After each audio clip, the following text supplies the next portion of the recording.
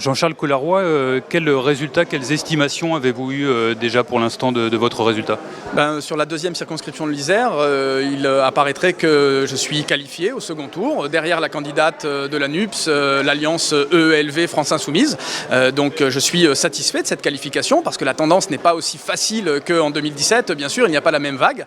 Nous avons été responsabilités pendant 5 ans et il est normal aussi que nous ayons cristallisé des oppositions. Mais moi, je veux montrer aussi le travail de terrain que j'ai effectué pendant ces 5 ans auprès des concitoyens, des entreprises, des associations, des maires de la circonscription.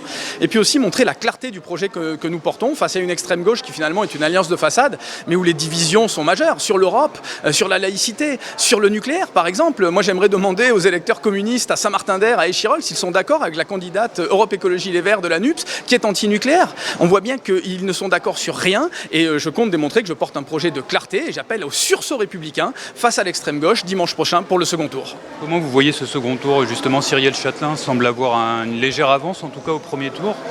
L'écart n'est cependant pas très conséquent. Vous lancez un appel aux électeurs?